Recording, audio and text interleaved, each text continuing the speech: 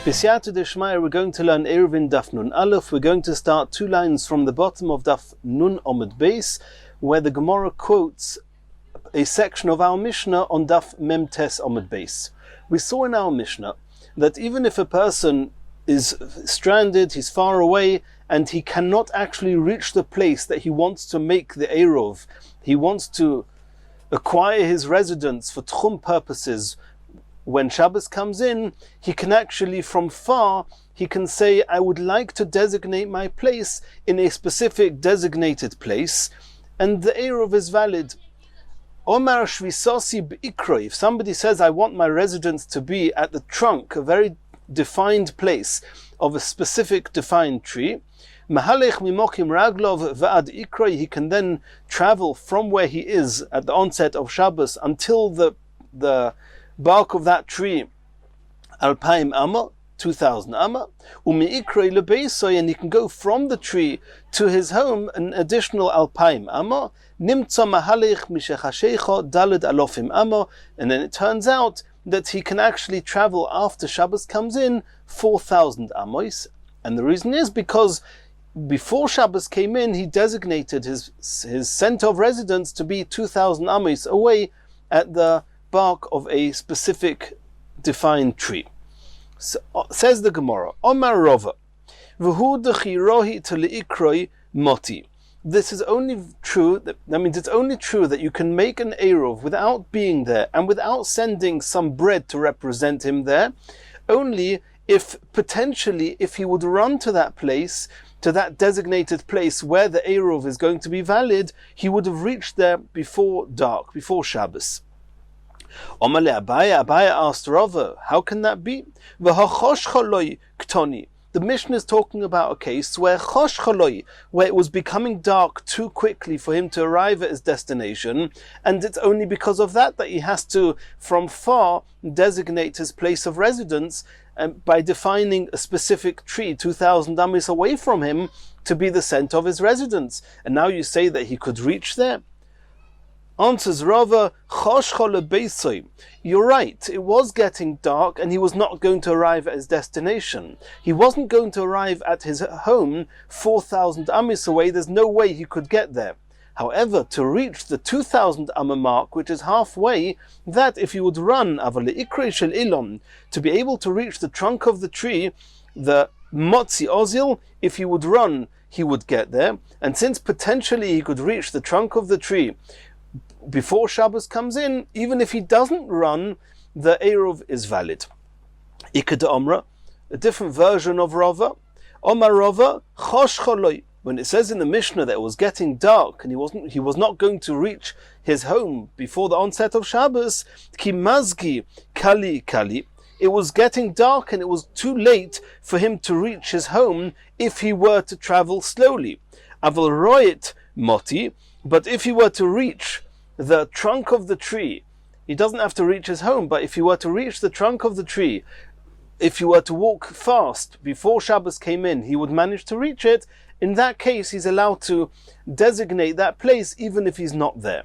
And according to both versions of Rava, he has to be able to reach the place of his Eirov, the trunk of the tree, if he were to run before the onset of Shabbos. Continues the Gemara. Rabbi and Rav Yosef have ka'ozlu ba'urcha. Rabbi and Rav Yosef were traveling on the road. It was late Friday afternoon.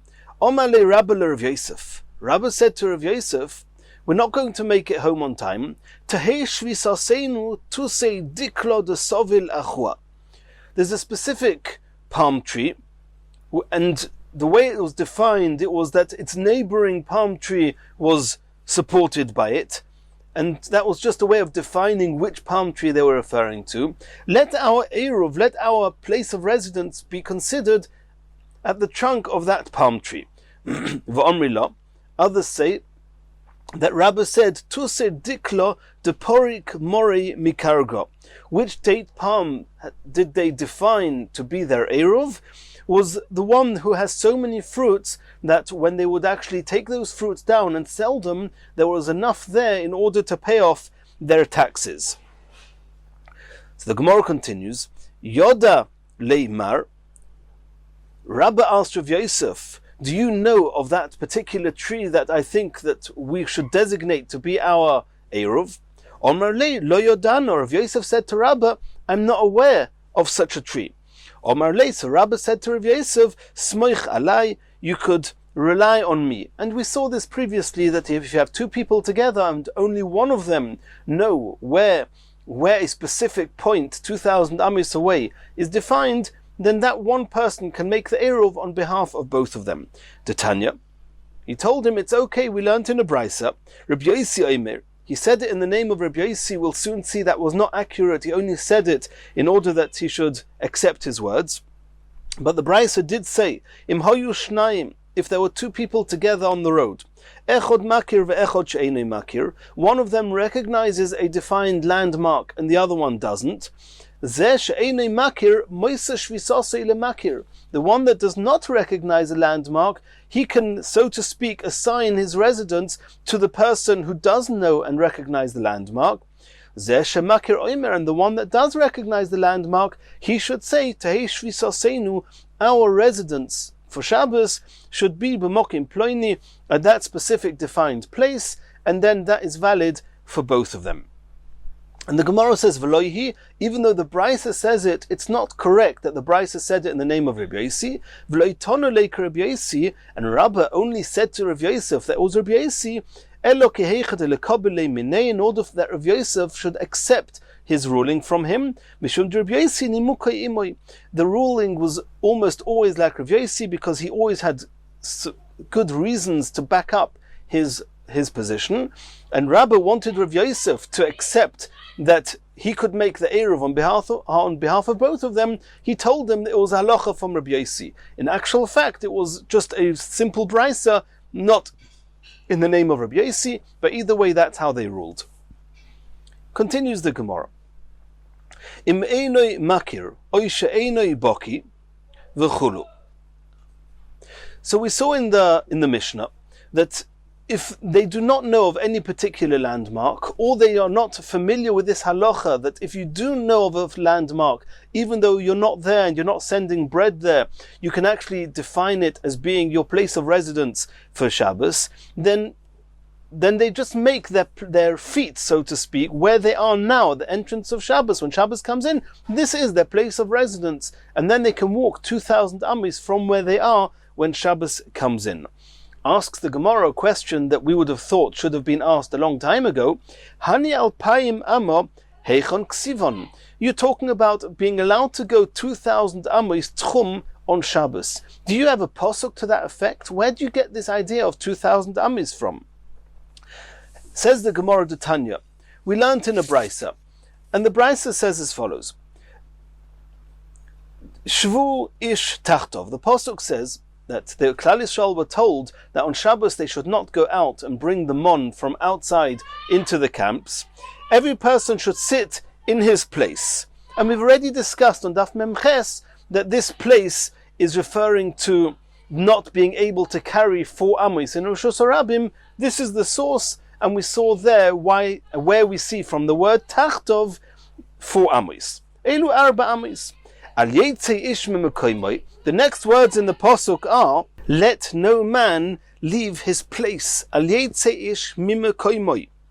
And from there we see Elu alpaim amo. That refers to 2,000 amos. Where's the mekaymoy? Where's the place of a person that he's not allowed to leave there? Nothing to do with carrying. He's not allowed to leave his place on Shabbos.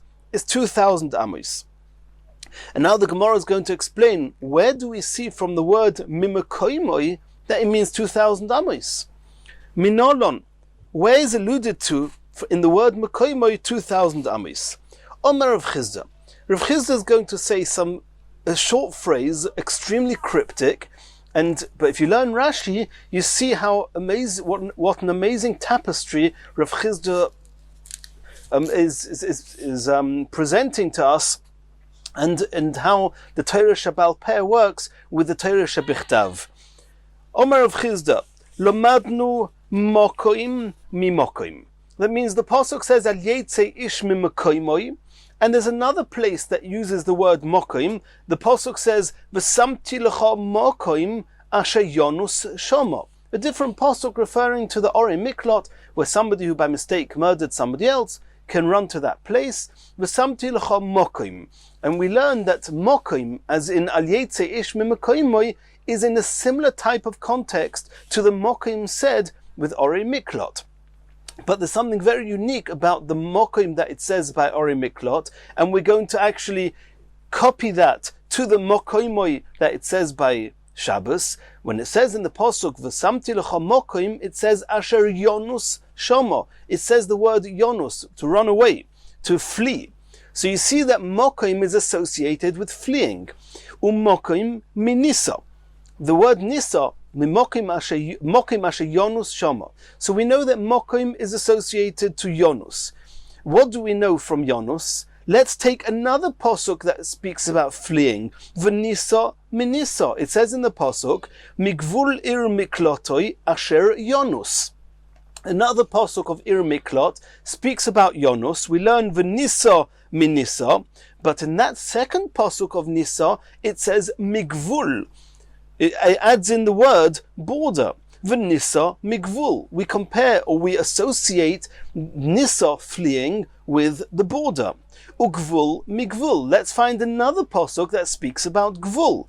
The pasuk says, Umotza oisoi goyel hadom michutz ligvul. So we find another pasuk that speaks about the gvul. That's ugvul migvul. But in that pasuk, in that second pasuk that mentions border, it says michutz ligvul, from outside, from beyond the gvul. Ugvul michutz, v'chutz michutz. Now we're going to find another pasuk that speaks about the definition of chutz. And once we know what the definition of chutz is, we'll know how to define gvul, and then we'll know how to define yonus, and then we'll know how to define mokim, and then we'll know how far you're not allowed to go out on Shabbos. V'chutz michutz. We learn out a pasuk, another pasuk that mentions chutz.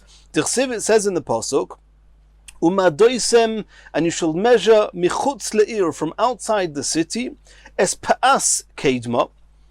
This pa'as, it normally means the east side. Pa'as means a side. We'll soon see it also means a corner, but it means a side. Alpayim ba'ama, 2,000 amos. So you see here clearly that the pasuk says umadoisem michutz le'ir, and it mentions explicitly 2,000 amos. So you see that chutz means 2,000 amos, so gvul means 2,000 amos, so yonus means 2,000 amos, so mokim means 2,000 amos. Back to our first pasuk, al yetze ish mimakoimoi, is 2,000 amos.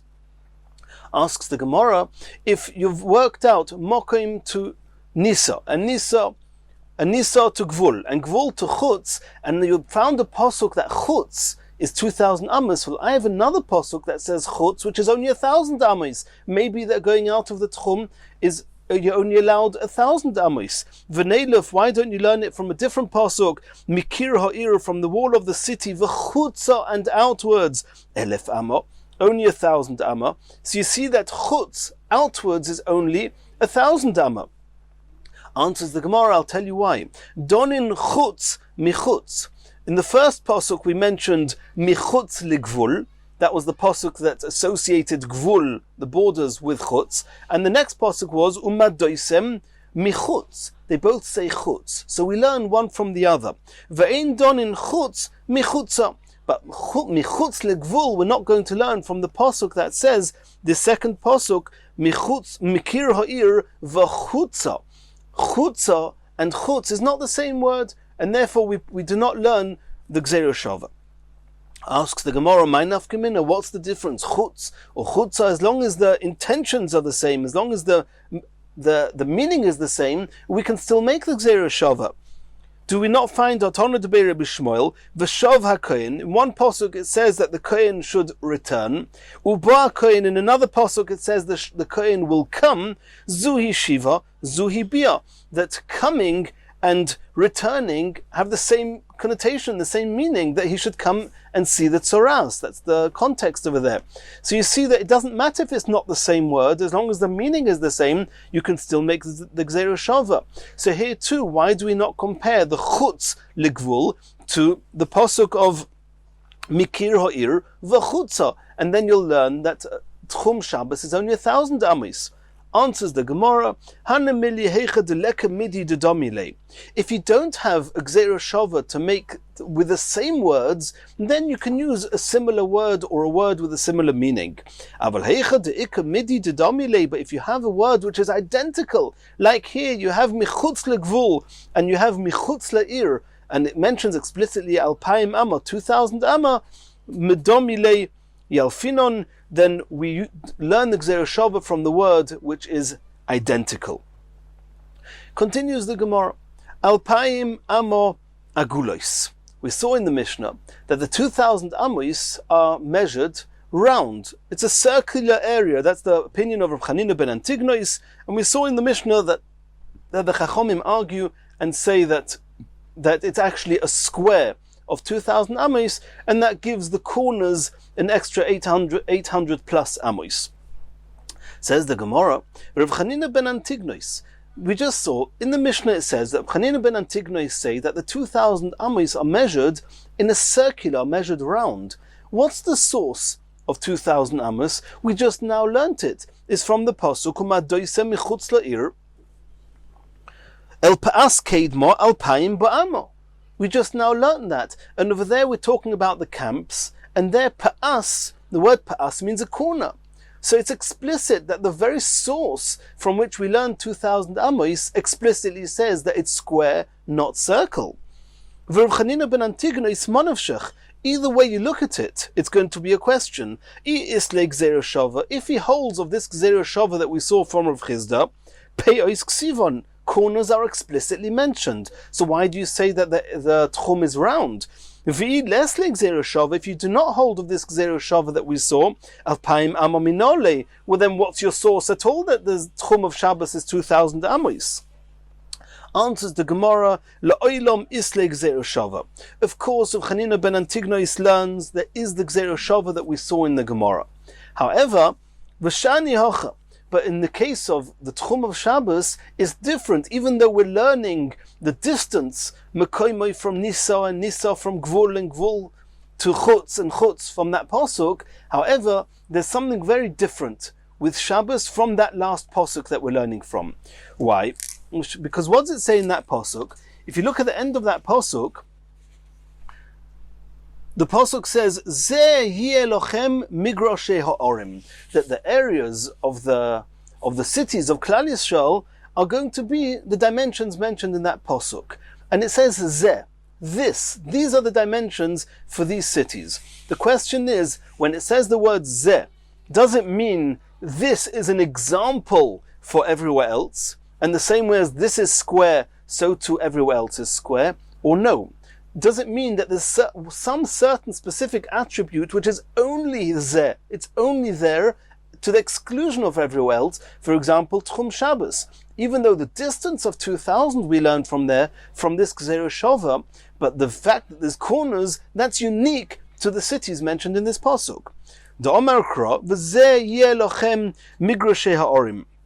This will be for them the open areas of the cities. The word v'zeh, this, lezeh atanoisin peis, only these areas around the cities that were actually dedicated for the Leviim in the camps, they are the ones that have corners. V'i atanoisin peis, l'shev se Shabbos. But for those in Tchum Shabbos, who want to know how far they can, those who are Shomer Shabbos, those who rest on Shabbos, you want to know how far they're not allowed to go out, there we do not give them corners. And that's what Chanina ben Antignois says in the Mishnah, that it's round and they do not have corners.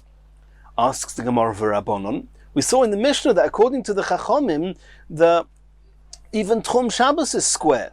And if Tchum Shabbos is square, did we not just see in the Pasuk, V'zeh yeh lohem migroshe orim, that it's unique only to the areas around the cities of the Leviim? V'Rabbanon, Toni Rav Chananya Oimer, they learnt in a brisa, in the name of Rav Chananya, Kazeh kol sheifsei Shabbos. They see in the word zeh as an example to all the other halachas of Shabbos. Kazeh, in the same way as these areas around the cities of the Leviim were square, so too kol sheifsei Shabbos, all the other halachas of observing Shabbos, of resting on Shabbos, they're all square and not round. Continues the Gemara.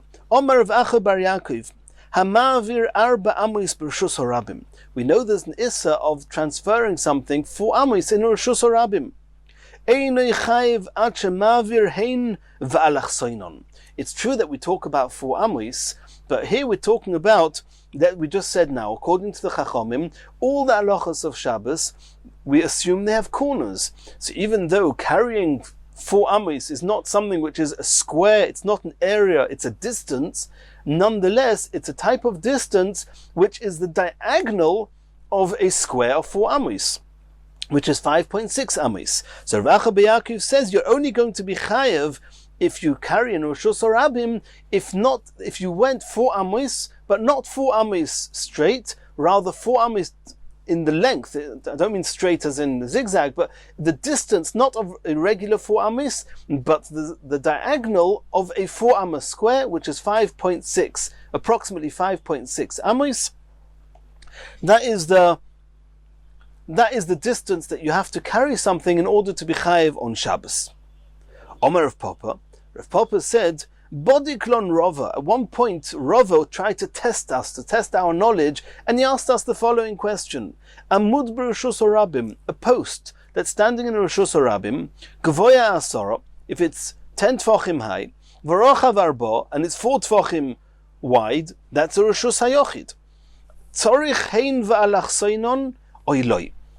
Rav Papa said that Rava asked them, this pole, which is standing in Reshus Harabim, which has to be 10 high and 4 wide, doesn't mean, like, according to Rashi, it seems that the question was, if this pole is a circle with a diameter of 4 tfachim, is that a Reshus Harabim? Is that Reshus HaYochid or not? That means, does the area or do the dimensions of this pole have to be 4 tfachim, or do they have to be 4 tfachim with a diagonal? Which means that a square of 4 by 4 with a diagonal of 5.6, that has to be at least that big. And if it's a circle, it has to be a circle that can contain that type of square. That was the question. Rav Papa says that we answered to Rava, Lav Hainu de Rav Chananya. Is this not what Rav Chananya said in a Brayser de Tanya? Rav Chananya Omer, Kazehu Kol Shevsei Shabbos. All the halachos of Shabbos are with corners, and therefore it's only Reshus HaYochid if it can hold, if it can form a square which is 4 by 4 with a diagonal of 5.6. Continues the Gemara. V'zeu she'omru he'oni ma'oriv baraglov, omer Reb Meir onu ein lonu elo oni v'chulu. Before we start learning the next Gemara, we have to get back to our Mishnah on Daf Nun Tes Amud Beis. The Mishnah is actually split into 6 sections. The first section was, if a person says, I'm not going to manage to get to my place, it was too dark, I'm not going to get to the place which is 2,000 amis away from where we are now and away from our home, which the home is 4,000 amis away, we want to, virtually speaking, without going there, without being there, without sending bread there, we want to designate a defined place to be the Eruv. So if a person has a very distinct defined place and he says, I want my shvisa, my residence, to be there, it's valid. That was halacha number 1 in the Mishnah. Now, does everybody agree with that? Is it always true? We didn't see at the beginning of the Mishnah, we didn't see any differentiation. We just saw that was the halacha. We're going to see soon, in stage 4 and 5 in the Mishnah, we're going to see a machloikas tanoim, Reb Meir, Reb Yehuda. We have to see, is that machloikas associated to this halacha, to this stage of the Mishnah? But either way, this was stage 1 of the Mishnah. Stage 2 of the Mishnah is if a person, either he's not aware of such a specific defined landmark, or he's not aware of the halacha that if he were aware of such a landmark, he can verbally express his desire to acquire residence there. And then he says, I want my present place to be residence, where I am. He's got no food with him, but he says, my feet, where I am, this should be my Eruv. The Mishnah says that it's a valid Eruv, then he can go 2,000 amos from where he is when Shabbos comes in. the Mishnah doesn't make much of a difference. The Mishnah says that works. Does everybody agree with that? Is it always true? Again, we're going to have to see soon whether the machloikas in stage 4 and 5 in the Mishnah, which is a machloikas Reb Meir and Rabbi Yehuda. Reb Meir says that it works only for a poor man. Rabbi Yehuda says even for a rich man. Does that possibly apply to this stage 2 of the Mishnah? We'll soon see. What's stage 3 of the Mishnah? An ambiguous type of comment, where the Mishnah just says, "Zeu she'amru," this is what the Chachamim said, that for a poor person can make an Eruv like this. Is this referring to case number 1 in the Mishnah, where he wants to make an Eruv where he's not present at the time? Is it referring to stage number 2 in the Mishnah, where he's actually present at the time and it only works for a poor man? We'll have to see. The Mishnah doesn't make it clear. That stage 4 and 5 in the Mishnah is a machlokas. Reb Meir says that a specific case, the Mishnah doesn't tell us what, is only works for an oni. They allowed an oni to make an Eruv without bread. Rabbi Yehuda argues and says no, even a rich man is allowed to make an Eruv by being there, or we'll soon see exactly what case, but without needing bread. We only allowed him to use bread. If somebody's got bread and he has an agent to send bread to represent him, that's also a kosher Eruv. But not that we need the bread. Rabbi Yehuda holds the main Eruv is not with using bread, it's by being there. However, Reb Meir argues and says no, the main part of an Eruv is by using bread. And only for a poor man, they allowed him not to use bread. And they allowed him, we'll soon see exactly what they did allow him. And it's not so clear, as we said before, this machlokas Reb Meir Rabbi Yehuda, is it referring to case 1 in the Mishnah, where the person is trying to make an Eruv when he's not there, from afar, or is it applying to case 2 in the Mishnah, where he's actually there himself, he just doesn't have any bread? That was stage 4 and 5 of the Mishnah. Stage 6 in the Mishnah is a comment which seems to be Rabbi Yehuda, but maybe not accurate, we'll soon see, that it says that the only reason that they established, or they allowed to be able to use bread for an Eruv is just to make it easier for a rich man who has bread and can send an agent with the bread and save him the bother of having to go to the place of residence when Shabbos comes in. However, if somebody wants to make an Eruv in person, of course he can make the Eruv in person, and the main part of the Eruv is when you're there in person, not by sending bread. Those are the 6 stages in the Mishnah. And the Gemara is now going to discuss that at length. Says the Gemara, Omar of Nachman. We're going to see a machloikas of Nachman and Rav Chizda. Omar of Nachman. Rav Nachman says machloikas b'makoimi. The machloikas in stage 4 and 5 of the Mishnah, where Reb Meir says only a poor man can make an Eruv using his feet, not using bread. And Rabbi Yehuda said that even a rich man is allowed to make an Eruv using his feet. That is the machloikas is in stage 2 of the Mishnah. B'mekoimi, when the person wants to make an Eruv where he is now, and he doesn't have bread, then Reb Meir says you can only do that if you're a poor man, because the main Eruv is with bread. If you're a poor man, you don't have bread, we let you make an Eruv. Rabbi Yehuda says even a rich man is allowed to make an Eruv without bread.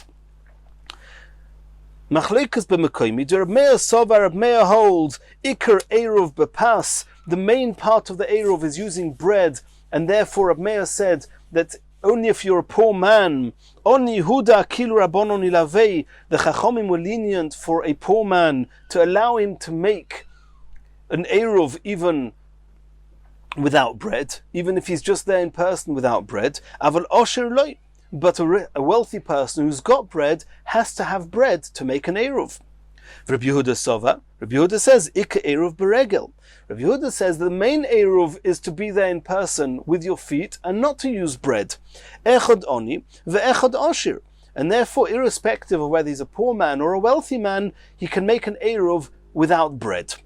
Aval b'mokim ploini, in case number 1 in the Mishnah, where he's not there, nor is his bread there. he's just verbally saying that he wants to acquire residence in some defined place 2,000 amis away, divrei hakel oni in osher loy, everybody agrees that it's something we only allow a poor man to do. A rich man cannot resort to making an eruv if neither he nor his bread are there. That was the opinion of Rav Nachman. V'zui she'amru, and stage 3 of the Mishnah, that says that we made a special leniency for a poor man to be able to make an eruv with his feet and not to use bread. Man k'tonilo. Who is this following? Reb Meir. It must be that it's referring to Reb Meir, who Reb Meir says that the main part of the eruv is to use bread, and it's a special leniency for poor people to be able to make an eruv without bread, to be able to just be there in person, even if he doesn't have bread. V'haikoi, and in which case in the Mishnah is this referring to? A'enoi makir or a'enoi boki b'halacha. It's referring to stage 2, where he doesn't know that he can make an eruv in the distance when he or his bread is not there, and he's actually making the eruv where he is here and now, and he's making the eruv with his feet. I'm here now, b'mekoimi, I want to be koine shvis, I want to acquire residence here, even though he's not using bread. This is what the Mishnah says, Zeu she'amru, a special leniency for poor people, they don't need to use bread. Yes, this is Reb Meir in stage 2 of the Mishnah. And this is, we're all still in Rav Nachman, who says the Machlokas, Reb Meir and Reb Yehuda, is in stage 2 of the Mishnah. So that's how the stage 3 of the Mishnah is understood that way. And the final verse in the Mishnah, verse number 6, that said that we made a special leniency for rich people to allow them to send their food. But the real way of making the eruv is not with food, it's by using one's feet, by being there in person. Who is that? Man k'tonilo, Rabbi Yehuda. It's obviously the opinion of Rabbi Yehuda, who says that even a rich man is allowed to make an eruv b'mekoimoi, stage 2 of the Mishnah, even if he hasn't got bread. Because it's only a kula leniency that he's allowed to use bread and send it with an agent. But of course, the main way of making the eruv is without using bread. Therefore, that's Rabbi Yehuda. So stage 3 and 6 of the Mishnah are both going back on stage 2 in the Mishnah, that if he wants to make an eruv where he is, then Reb Meir says, if you don't have bread, only a poor man is allowed to do it. And that's what it says in stage 3, Zeu she'amru, it was a leniency for the poor people. Rabbi Yehuda says that even a rich man can do it, as it says in the last stage in the Mishnah, that it's the ability or the allowance to use bread was a leniency for rich people to make it easier for them. But of course the main eruv is not the bread, like Rabbi Meir says, rather the feet, like Rabbi Yehuda says. That's the opinion of Rav Nachman. Rav Chizda argues with Rav Nachman and has a different interpretation of the Mishnah. The Machlokas between Reb Meir and Rabbi Yehuda, which is stage 4 and 5 in the Mishnah, that Reb Meir says only poor people can make such an eruv without bread, and rich people not. And Rabbi Yehuda says even rich people, is actually talking about where the person is not there, nor is his bread there. Is talking about stage case 1 in the Mishnah, where he's doing an eruv from far away. Machlekes b'mokim ploini, if somebody wants to declare his place of residence to be 2,000 amis away from where he or his food is, the Reb Meir says oni in osher loy. It's not a lekatchila way of making an eruv, and therefore we only allow a poor person to make such an eruv. Rabbi Yehuda says echod oni ve'echod osher.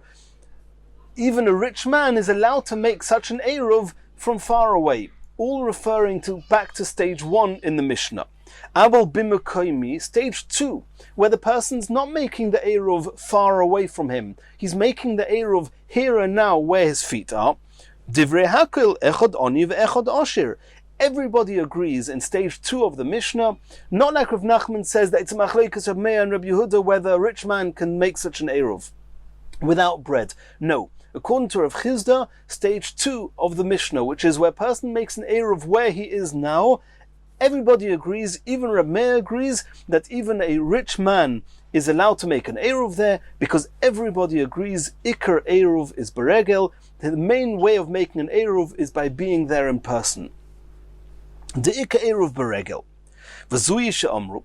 And phrase 3 in the Mishnah that says there's a special leniency that poor people can make an Eruv without bread. What's that talking about? That must be talking about stage 1, where he's not there in person, nor is he there with bread. So there's a special leniency for poor people. And it's not even his bread is there. Nothing is there. It's all from far. So it says that V'zui she'amru, this day it says that they made a special leniency for poor people. Man k'tonila. Who's it referring to? Reb Meir. It's obviously referring to Reb Meir. And in what case? V'hai koi. Which case is it referring to? Rav Chizda says, where's the machlokes Reb Meir and Reb Yehuda? In stage 1, where he's not there in practice. It's talking about the case 1 in the Mishnah, where he wants to make an Eruv far away from where he is now. In that case, Reb Meir said, and that's stage 3 of the Mishnah, where it's a special leniency they only made for poor people, and not for the rich people. And the final phrase in the Mishnah that says that to be able to use bread is a special leniency they gave rich people who could afford to send bread with an agent. Who's that referring to? This that it says, who is it? Divrei HaKoil. It's not a continuation of Reb Yehuda, as we saw according to Rav Nachman. According to Rav Chizda, it's according to everybody. It's talking about when a person is stage 2 of the Mishnah, where the person is there in person. So there we see that the last phrase of the Mishnah that says that using bread was a leniency, but the main way of making the Eruv was by being there in person. That's according to everybody, because we saw, according to Rav Chizda, everybody agrees that Ika Eruv is Beregel, is being there in person. And that is the opinion of Rav Chizda. Continues the Gemara, Tanya Kavaseidu Rav Nachman. We're going to now bring a brisa that seems to say like Rav Nachman. Seems to learn like Rav Nachman. And it's because of this brisa that the halacha actually follows Rav Nachman, as we're going to see at the end of the sugya. The brisa says, Echod oni ve'echod oshir ma'arvin bepas. And the brisa starts with the opinion of Reb Meir. Reb Meir holds, a poor man and a rich man are allowed to use bread in order to make an Eruv. V'lo yetze oshir chutz letchum.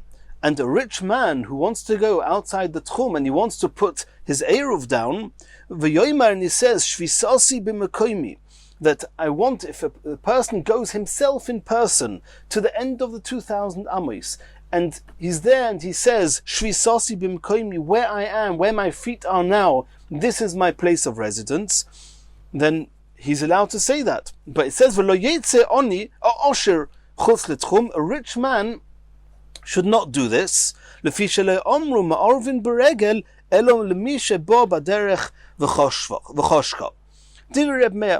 Meir says that going in person to make an Eruv, only a poor man should do that. A rich man, he should not go in person if he doesn't have bread. So this is clearly a Reb Meir who says that echod oni, echod osher ma'arvin bepas. Everybody says that even a rich man, even a poor man, they are allowed to make an Eruv with bread, but to make an Eruv without bread, just being there in person, only a poor man, not a rich man. This seems to follow Rav Nachman. The Rav Nachman says that Reb Meir says that stage 2 of the Mishnah, where he's there in person, according to Reb Meir, only a poor man is allowed to make an Eruv like that, because the Reb Meir says that the Ika Eruv is bepas. However, a rich man shouldn't do that. Reb Yehuda argues and says, Echod oni ve'echod ochshir ma'orvin beregel. Both a rich man and a poor man can make an Eruv by being there in person, not using bread. And this is clearly Reb Yehuda who says that the Ika Eruv is beregel. Ve'yetze osher chutz letchum. And the rich man is allowed to go in person to the place at the edge of the tchum and say, I want this to be my Eruv, even though he's got no bread. This is Rabbi Yehuda who says that a person who hasn't got bread, even a rich man, can make an Eruv that way, because Rabbi Yehuda holds Iker Eruv is Beregel. This is exactly the opinion of Rav Nachman's understanding of the Machlekes, Rav Meir and Rabbi Yehuda. V'zui Ikrei shel Eruv, this is the essence of an Eruv, is to go in person. That's Rabbi Yehuda's opinion. Iker Eruv is Beregel. We saw, according to Rav Chizda, everybody agrees Iker Eruv is Beregel, and the whole Machlekes is if you're not there in person and you're not sending bread, you're just doing it from far. But here you see clearly in the Brisa that the Machlekes is about going in person. Rav Meir says going in person is not the essence of an Eruv. Rabbi Yehuda says it is. That's exactly Rav Nachman's understanding of the Machlekes. Ve'itiru chachomim lebal habayis l'shleach Eruvoy. It was a special. Rav Yehuda says that everybody says being in person is the essence of an Eruv, but the chachomim allowed a homeowner, bal habayis, l'shleach Eruvoy, to send some food to represent him, biad avdoi, in the hands of his slave, biad benoi, biad shluchoi, with his son, with an agent, b'shvil ha'hokil, to make it easier for him, as we saw in section 6 of the Mishnah, that this is the opinion of Rabbi Yehuda, who says that even though Iker Eruv is Beregel, you're allowed to also send food, you don't need to take the trouble of going there yourself. So here you have the Brisa, like Rav Nachman. Continues the Brisa. Omer Rabbi Yehuda, Maise ba'anshe beis memel. There was an incident involving the people of Beis Memel, or ba'anshe beis Gurion ba'aroima, or the people of Beis Gurion, and it took place in a place called Aroima. Shahoyu mechalkin grey grace v'tzimukin. They were distributing dried figs and raisins. La'aniyim, to the poor people, b'shnei b'tzeres, in the years of famine.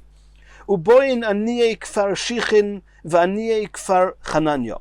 And there were the poor people from the villages of Shichin and Chananya. They would also come, obviously they would make Eruv Tchumin, and they would come to this place of Aroima in order to be able to take from the distribution of these figs and raisins. Umachshichin alatchum. Even though these villages of Shichin and Chananya, they were 4,000 amis away from Aroima, but these poor people themselves, they would come to the edge, they would come in person away from their villages, and then their place of residence would be there, and on Shabbos they could walk the extra 2,000 amis to the place of Aroima. Umachshichin alatchum, they would wait, they would be present at the border of the Tchum when Shabbos came in.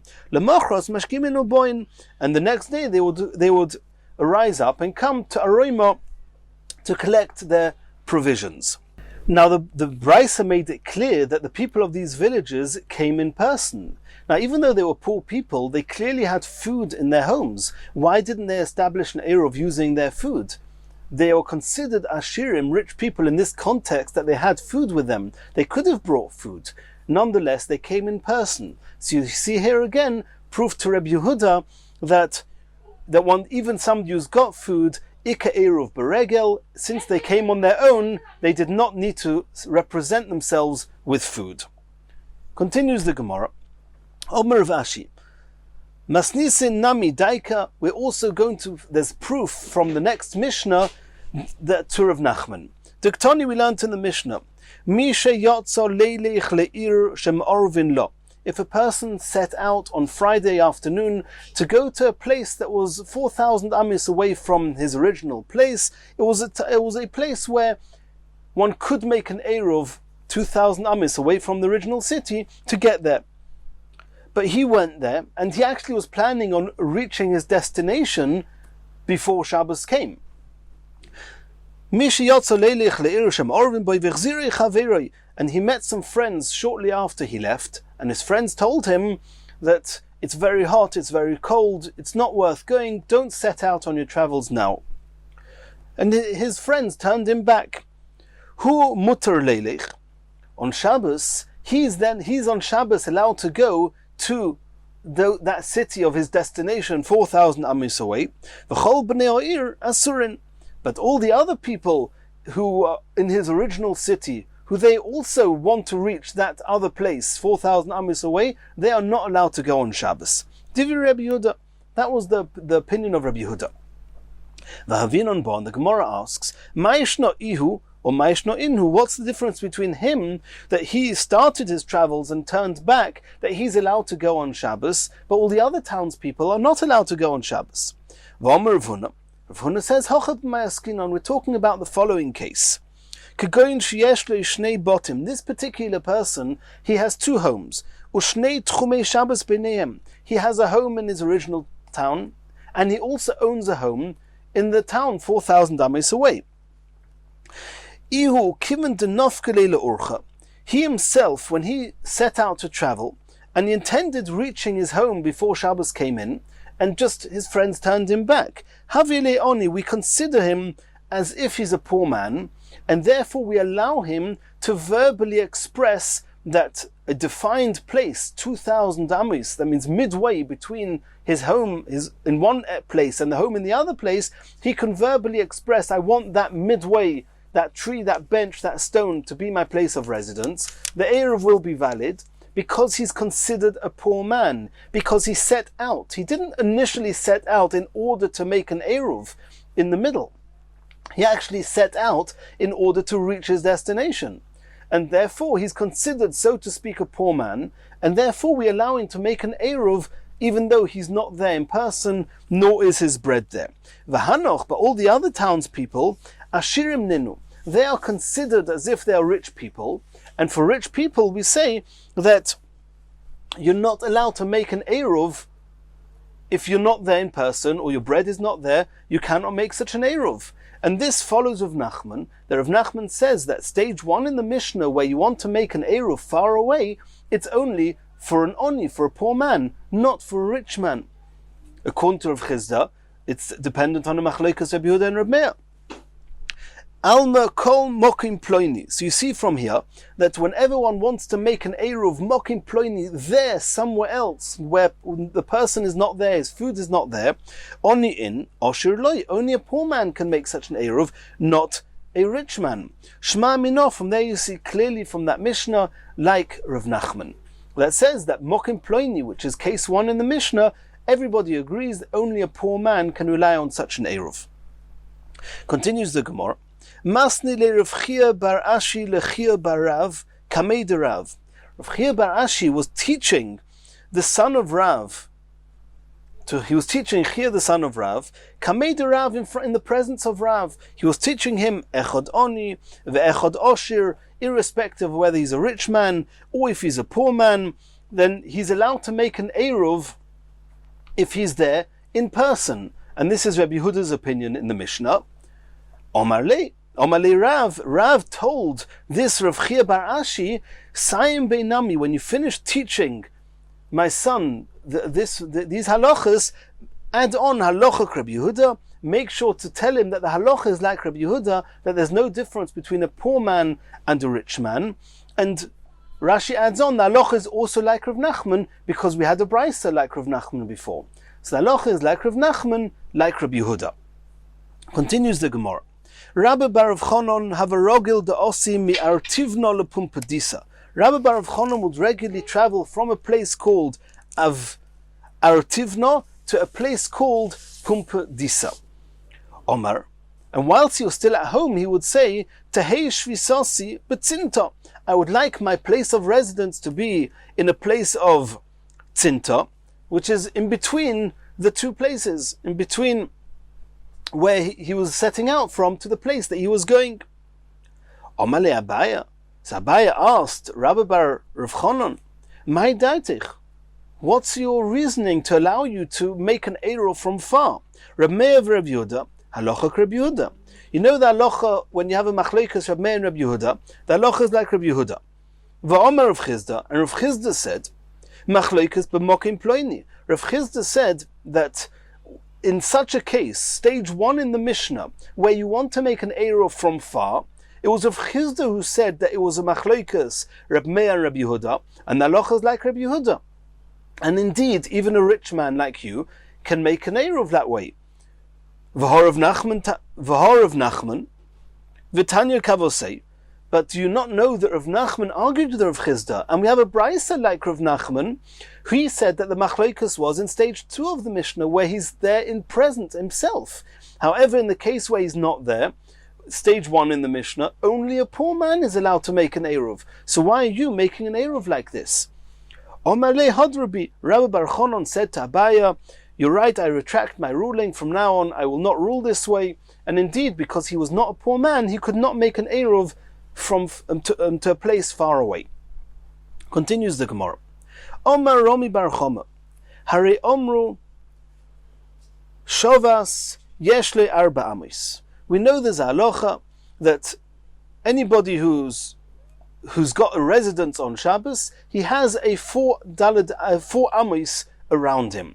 Besides for his tchum, if a person is in present and he says, I am here, now, this is my place of residence when Shabbos comes in, he has 4 amis. Exactly how this 4 amis works, we've already seen previously. He's got 4 amis, and from beyond the 4 amis, he's got 2,000 amis. Yeshli arba amis. What happens if somebody sends some bread, some food to represent him? Do we say that the food area, the food itself, also has a, so to speak, 4 amis around it, and then 2,000 amis beyond those 4 amis? Yeshli arba amis oiloi? Or do we say no? Because where do we know 4 amis from? From tachtov, shvuish tachtov, that a person, underneath a person, is 4 amis, as we saw on Daf Memches. So maybe only if the person is there himself. But if he's sending food, there's no tachtov, there's no area under the food that takes 4 amis. Maybe he only gets 2,000 amis and not the 4 amis. Omar Rabba Toshima.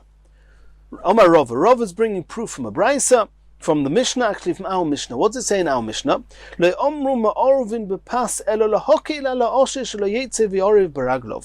stage 6, the last phrase in our Mishnah, was that they allowed to allow a person to make an eruv with bread. That was a special leniency. A rich man who can afford bread and has an agent to put the bread out for him 2,000 amis away, to save him the bother of having to go there, it's an extra leniency for the rich man. Of course, the ideal way of making an eruv is being there in person. But for a rich man, to save him that bother, the Chachomim allowed him to represent himself by sending food with an agent. So it's called lahokil, to make it easier for the rich man. So the Gemara is saying, if you say that by going in person you have 2,004 amis, but sending bread you only have 2,000 amis, hi lahokil, have you made it easier for that person? Lahachmirhu, you've made it stricter for that person, you've given him 4 amis less distance. So it would seem from the Mishnah, from the fact that sending food makes it easier, that obviously the food itself gets 4 amis besides for the 2,000 amis. And the Gemara is going to reject this and say, no, afila hocha nichale. It could be that the truth is the food does not get 4 amis. Nonetheless, he's made it easier for the rich man. It's true that he's lost 4 amis of distance, but he saved himself the bother of having to walk 2,000 amis and be in that place himself when Shabbos comes in. In order that he should not have to bother and go out to the place of the eruv before the onset of Shabbos, that's already called making it easier, and there's no indication from there as to whether the food itself does or does not get 4 amis. In the next shiur, we're going to continue the next Mishnah.